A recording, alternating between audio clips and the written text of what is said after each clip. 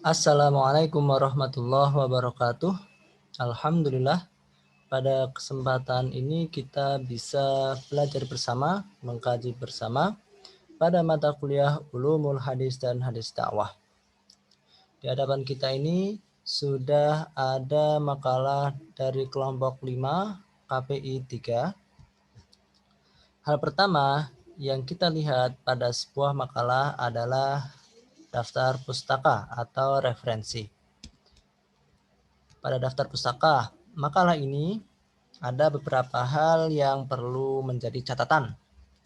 Pertama, jangan sampai mengambil sumber referensi dari Blogspot atau WordPress. Karena sumber dari Blogspot itu tidak dapat dipertanggungjawabkan. WordPress juga tidak dapat dipertanggungjawabkan.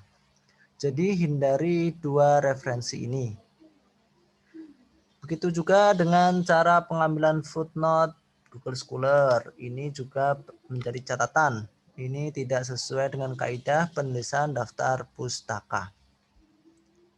Meskipun begitu, saya apresiasi mengambil dari yang pertama ini Ummu Sufyan, yang kedua Robiatul ini jurnal, kemudian yang ketiga ini.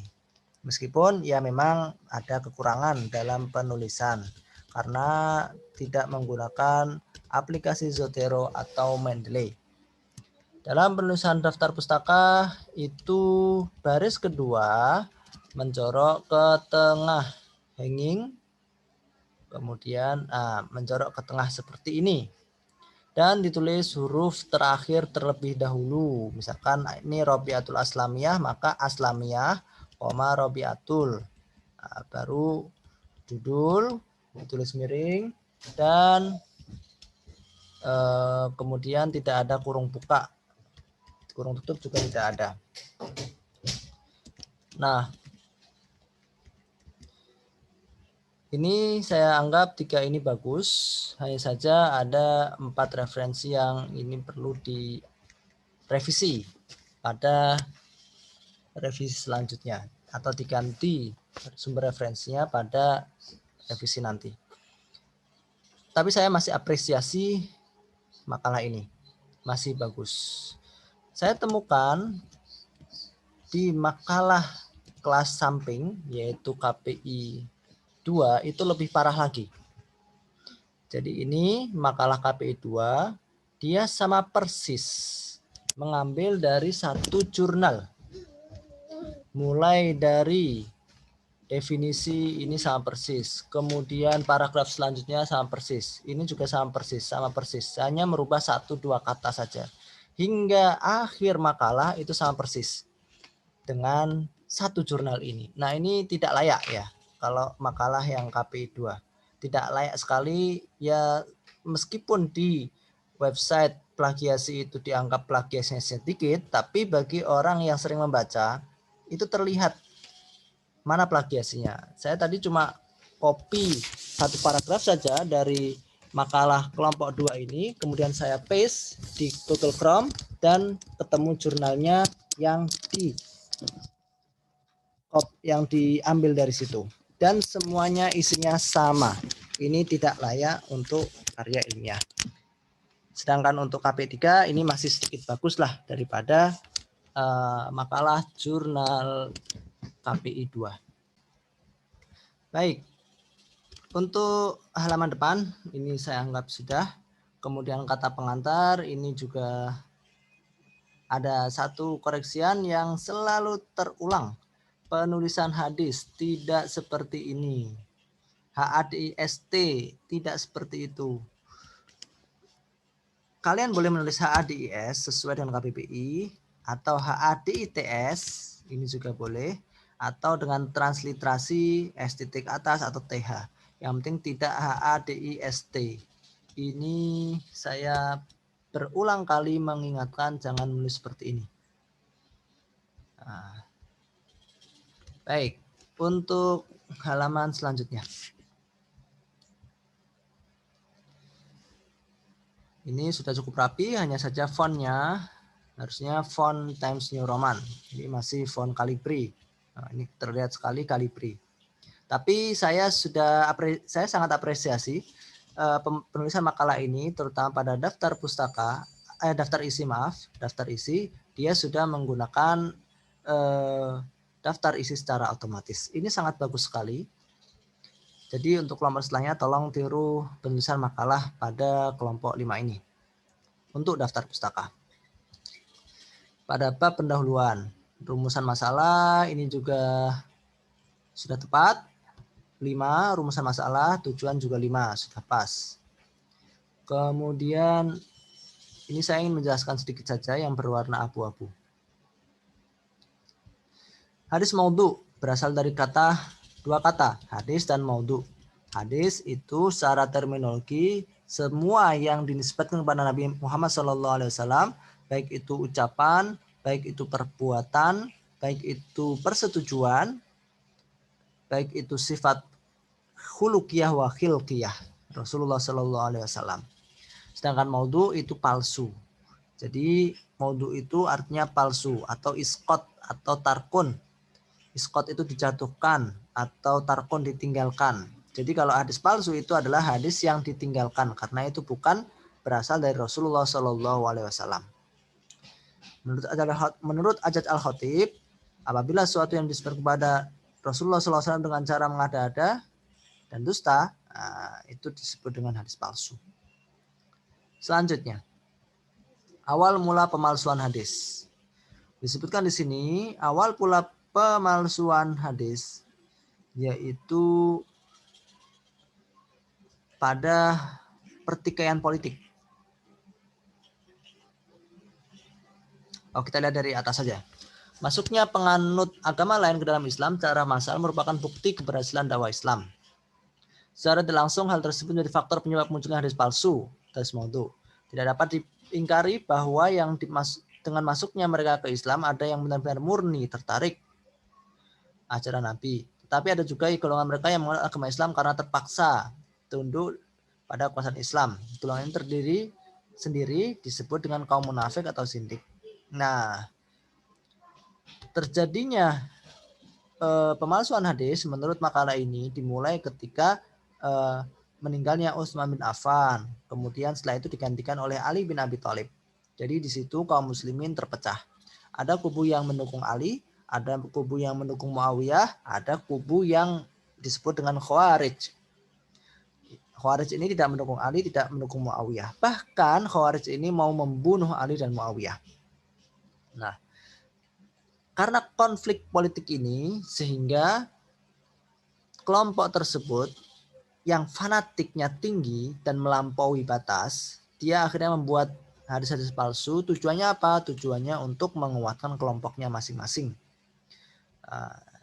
Jadi kelompoknya Ali atau Syiah, pengikut Syiah yang melenceng, alinya itu baik, alinya itu bagus. Jadi yang membuat atau memasukkan hadis itu ada oknum dari kelompok orang Syiah. Jadi dia memalsukan hadis bahwa dalam sebuah hadis palsu disebutkan pewarisku atau penggantiku adalah Ali bin Abi Thalib. Maka dengan hadis palsu tersebut diharapkan banyak orang Islam yang terpancing dengan hadis palsu tersebut sehingga ikut mendukung Ali bin Abi Thalib. Pendukung Muawiyah juga tidak kalah membuat hadis palsu. Di dalam hadis palsunya disebutkan ada 3 yang utama, yaitu malaikat Rasulullah SAW, kemudian malaikat Jibril dan Muawiyah. Nah, itu juga hadis palsu yang dibuat oleh pengikut Muawiyah. Kaum Khawarij juga membuat hadis palsu. Nah, itu mulainya, yaitu menurut Sufi Soleh disebutkan tahun 41 Hijriyah. Ketika setelah meninggalnya Utsman bin Affan. Sebenarnya dalam literasi yang lain, buku yang lain, jurnal yang lain disebutkan awal pemalsuan hadis tidak hanya pada tahun 41 Hijriah, zaman Rasulullah itu sudah ada. Nah, itu yang perlu dicari oleh presentator. Cari datanya. Zaman Rasulullah itu sudah ada pemalsuan hadis, walaupun itu cuma 1-2. Nah, kalian harus menemukan data tersebut ketika revisi nanti. Faktor pemalsuan hadis. Nah, ini HADIS Mas Yan. Tolong diganti. HADIS atau TS juga boleh, atau TH atau S titik atas. Jangan ST. Pertentangan politik. Pertentangan politik adalah salah satu faktor pemalsuan hadis yang saya sebutkan tadi. Jadi kelompok Ali, kelompok Syiah, kelompok Khawarij saling membuat hadis palsu. Kemudian kesengajaan dari pihak lain untuk merusak Islam. Kaum Zindik dan Yahudi Majusi sengaja membuat hadis palsu karena iri terhadap orang-orang yang berbondong-bondong masuk Islam. Sebagian orang Islam yang fanatik terhadap imam mereka, akhirnya ta'assub yang berlebihan itu membuat hadis palsu. Faktor kebodohan. Jadi ada orang Islam yang gemar beribadah, lalu dia membuat hadis palsu dengan harapan supaya orang-orang yang lain mendengar hadis palsu tersebut semakin semangat beribadah. Ini juga tidak boleh. Mencari muka di hadapan penguasa. Jadi dulu itu ada ulama-ulama yang jelek, ulama-ulama yang buruk, melakukan maksiat, yaitu membuat hadis palsu.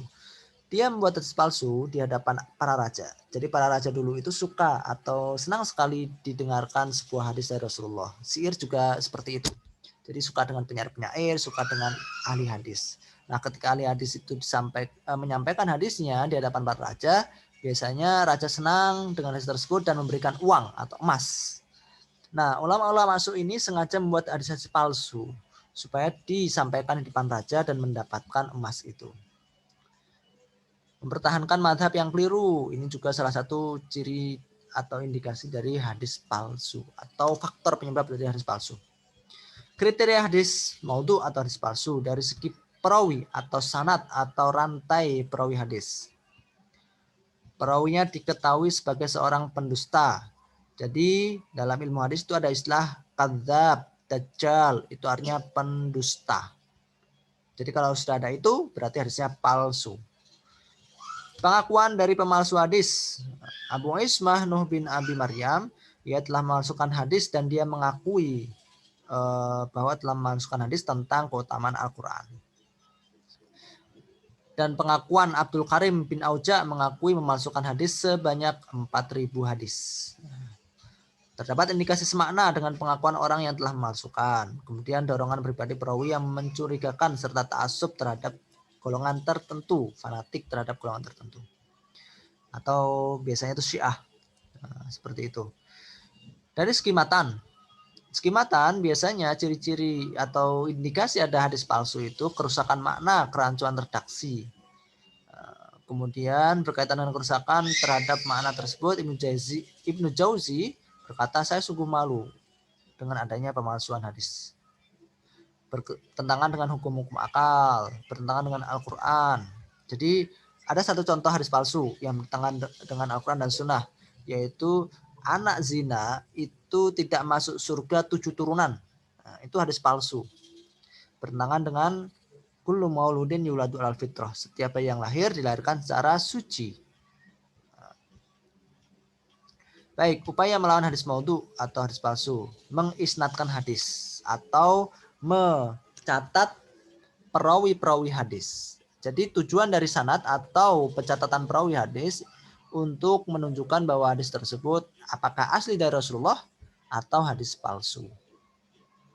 Meningkatkan perlawatan mencari hadis, yaitu ulama-ulama zaman dahulu, Imam Bukhari yang lahir di Uzbekistan, Bukhara, Uzbekistan, itu hijrah ke satu daerah ke daerah yang lain untuk mencari hadis. Sehingga Imam Bukhari itu tahu mana ini yang hadis yang sahih, mana yang dhaif, mana yang cacat, mana yang palsu. Begitu pula dengan ulama-ulama yang lain. Kemudian 3, mengambil tindakan kepada para pemalsu hadis. Jadi di antara tindakan tersebut adalah dibunuh atau dihukum mati. Menjelaskan perilaku para perawi hadis. Membuat perilaku ini maksudnya itu, jadi di dalam ilmu hadis itu ada kutubur rijal. Kutubur rijal itu berisi nama-nama atau biografi perawi hadis. Misalkan sebuah hadis diriwayatkan dari Rasulullah, kemudian didengarkan oleh Abu Hurairah atau Ibnu Umar lah. Ibnu Umar. Ibnu Umar menyampaikan kepada Nafi. Di dalam kitab biografi perawi hadis itu Nafi itu dijelaskan lahir tahun berapa, meninggal tahun berapa, gurunya siapa, muridnya siapa, bertemu dengan siapa saja, pernah ke daerah mana saja, itu di biografi hadis itu dijelaskan detail. Nah, Nafi ini menyampaikan sebuah hadis kepada Ibnu Syihab Az-Zuhri. Ibnu Syihab Az-Zuhri itu di dalam kitab biografi perawi hadis dijelaskan lahirnya di mana, tahun berapa, meninggal tahun berapa, gurunya siapa, muridnya siapa, bertemu dengan siapa. Itu dijelaskan detail. Ibnu Syihab Az-Zuhri, muridnya itu Imam Malik bin Anas. Nah, di dalam kitab perawi hadis disebutkan bahwa Imam Malik bin Anas itu merupakan imam mazhab, kemudian punya banyak riwayat hadis. Lahirnya di mana, meninggalnya di mana, gurunya siapa, muridnya siapa, semua dijelaskan di situ. Nah, jika setelah ditelusuri perawi-perawi tersebut di dalam kitab rijal hadis dan ternyata perawinya itu bagus semua, maka ini disebut dengan hadis sahih. Tapi jika ada perawi yang pendusta, dajjal, istilah dajjal itu pendusta atau kadzab. Kalau ada perawi yang pendusta maka disebut dengan hadis palsu. Membuat ketentuan atau kriteria hadis. Maka ada istilah hadis sahih, hasan, dhaif, hingga hadis maudhu. Baik, penulisan makalah ini secara sumber harus diperbaiki. Jangan sampai sumber dari Blogspot, dari WordPress masuk pada revisi selanjutnya. Jadi ini masih perlu direvisi. Hilangkan sumber dari Blogspot, hilangkan sumber dari WordPress. Juga ini harus diperbaiki penulisannya, bukan seperti ini. Kemudian penulisan-penulisan saya kira sudah bagus, substansi juga cukup. Ya meskipun dengan segala kekurangannya, makalah ini sudah bagus daripada makalah KPI 2 yang plagiasinya ya Masya Allah, hampir semua plagiasi. Saya kira ini sebagai catatan supaya kelompok 6 ya, kelompok 6 KPI 3 dan kelompok-kelompok selanjutnya jangan meniru kelompok 5 KPI 2 kelas samping. Nah, untuk KPI 3 kelompok 5 ini sudah cukup baguslah, tinggal merevisi lagi. Untuk tugas silakan kalian lihat link ini s.id/tadtp, kemudian kalian copy, kalian paste di browser, kemudian kalian kerjakan tugas semua mahasiswa. Pada link tersebut akan muncul jendela Google Form yang harus kalian isi di situ. Baik, ini sedikit penjelasan dan revisian dari makalah kelompok 5 KPI 3. Semoga bisa bermanfaat bagi kita semua. Akhirul kalam, assalamualaikum warahmatullahi wabarakatuh.